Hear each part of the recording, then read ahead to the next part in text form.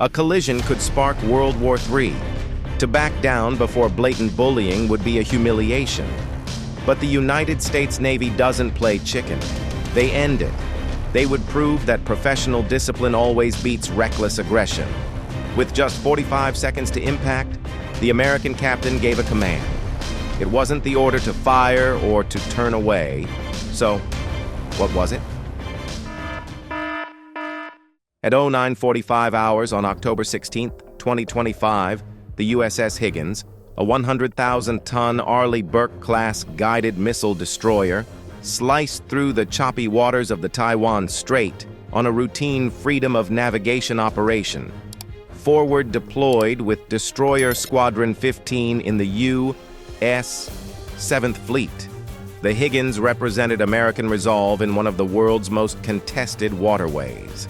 Her mission was clear: assert the right of innocent passage in international waters where $1.5 trillion in annual trade flows freely, unhindered by Beijing's expansive claims. The Strait, a 110-mile-wide channel separating Taiwan from mainland China, had seen escalating tensions for months, with Chinese vessels probing U.S. boundaries through aggressive maneuvers. But on this morning, Beijing was about to push too far, turning a standard patrol into a tense standoff that could spark an international incident. Unknown to the American crew, a Chinese Type 052D destroyer, displacing 7,500 tons and bristling with 64 vertical launch cells, had been shadowing them from 20 nautical miles away. Her phased array radars, capable of tracking multiple targets at ranges exceeding 200 kilometers, painted the Higgins with unyielding precision. The Chinese captain, under orders from the People's Liberation Army Navy headquarters, was tasked with intercepting and intimidating the American warship, part of Beijing's gray zone strategy to erode UN influence without crossing into open conflict. These tactics, involving close approaches and harassment just below the threshold of war, had become Beijing's playbook, testing American restraint while claiming dominance over waters that international law deemed open to all. For the 280 sailors aboard the Higgins, the day started like any other in the 7th Fleet's area of operations. Radar operators in the Combat Information Center monitored the horizon with the AN/SPY-1D radar, the Aegis system's backbone, scanning for threats across 360 degrees. The ship's 5-inch Mk-45 gun stood ready, flanked by Harpoon anti-ship missiles and Tomahawk cruise missiles in her vertical launch system. Overhead, the MH-60R Seahawk helicopter waited in the hangar, its advanced dipping sonar and AGM-114 Hellfire missiles primed for multi-mission roles. Captain Elena Ramirez, a 20-year veteran with tours in the Persian Gulf and South China Sea, commanded from the bridge with the calm assurance born of countless exercises. She knew the risks. Chinese ships had buzzed U.S.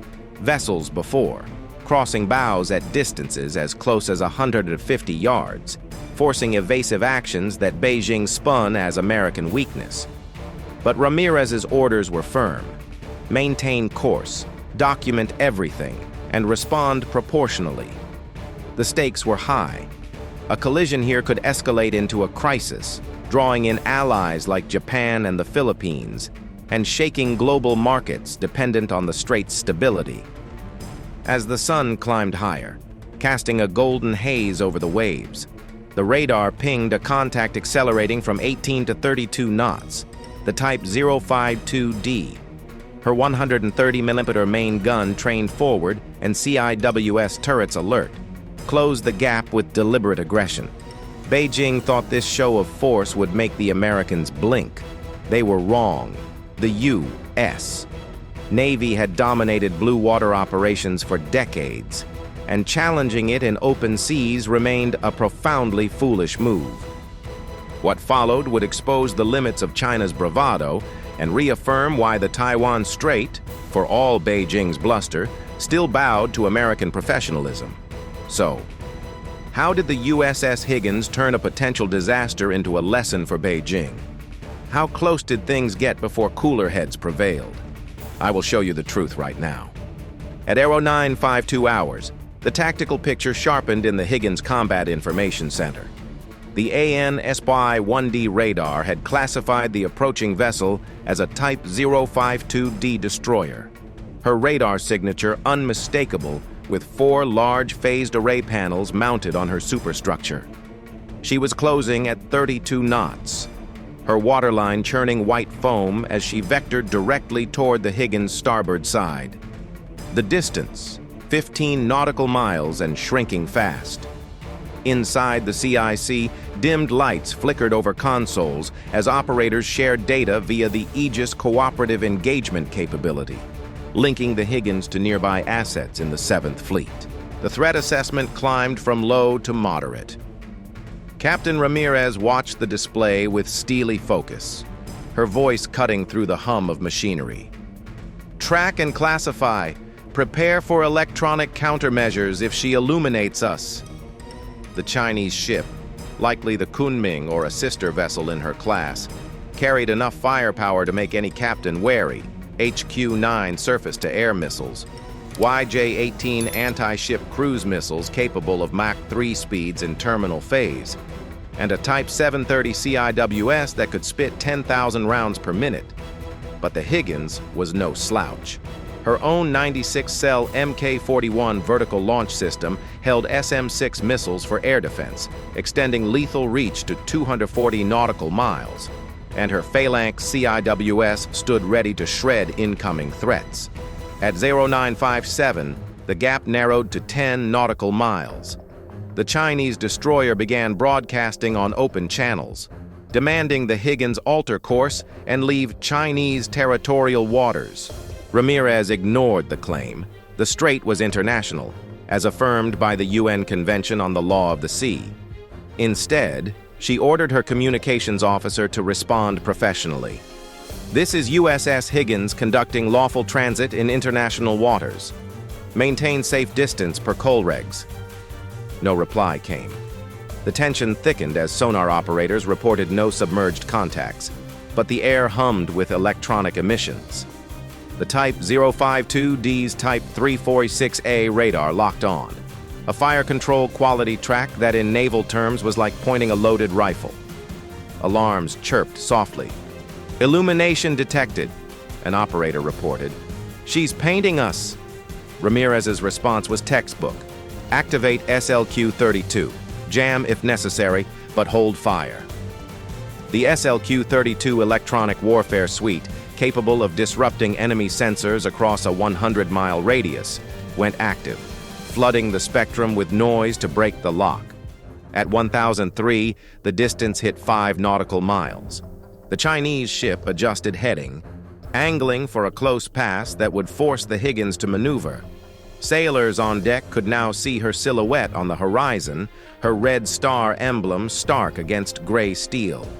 The crew braced, general quarters sounded, watertight doors sealed. In the hangar, the MH-60R Seahawk's rotors began to spin. Equipped with AN/AQS-22 dipping sonar for anti-submarine warfare and FLIR sensors for high-resolution imaging, the helicopter would provide eyes in the sky. At 1007, the standoff turned perilous.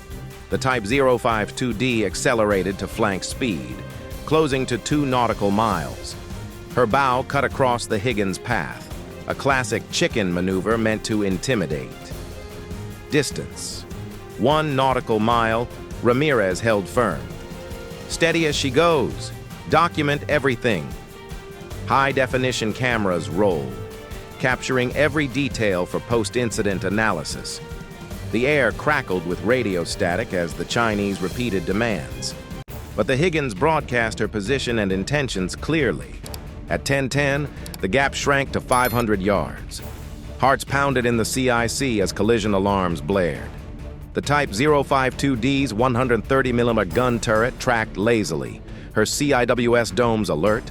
One wrong move, and sparks could fly, but American discipline held. The MH-60R lifted off, climbing to 1,000 feet for overhead surveillance. Its electro-optical sensors zoomed in, recording the Chinese crew on deck, some waving flags, others manning stations with tense postures. The helicopter's presence was a subtle escalation, gathering intel on emissions and movements without aggression. At 10:12, the climax hit. The Chinese destroyer surged to within 200 yards, her hull looming massive, waves slapping between the ships. Sailors on both sides could see faces across the gap. The Higgins bridge team calculated, at current speeds, collision in 45 seconds. Ramirez gripped the rail. "Sound the horn! 5 short blasts!" The warning echoed across the water. International signal for danger. The Chinese held course for another agonizing 20 seconds. Engines roaring. Then subtly, she veered starboard by 5 degrees, just enough to parallel without touching.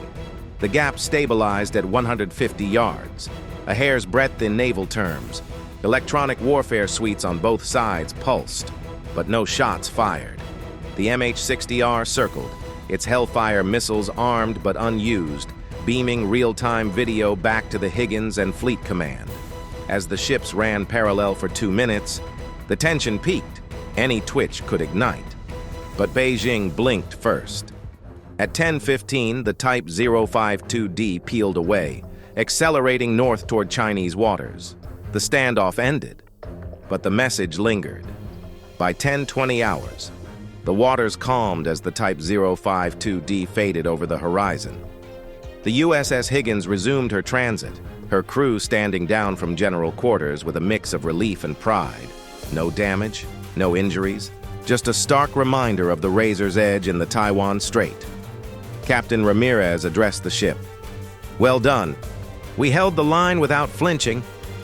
The incident, captured in crystal-clear footage from the MH-60R, would make waves in Washington and beyond, highlighting China's gray zone tactics, aggression masked as routine patrols to probe U.S. limits. These maneuvers, short of war but full of risk, aimed to redefine red lines and erode alliances. For the U.S. Navy, it reaffirmed the need for vigilance, superior training, and unwavering adherence to international norms. The Higgins stand sent a clear signal: America would not yield. As analysts pored over the data, the broader implications emerged. This close call could prompt stronger U.S. patrols, deeper ties with Taiwan, and calls for multilateral exercises to counter Beijing's playbook. The world watched, knowing one spark here could ignite the Indo-Pacific. Do you think these gray zone tactics will force a U.S. policy shift, or will they backfire on China? Share your thoughts below. If you value in-depth naval analysis like this, like, subscribe, and hit the bell for more stories of high seas drama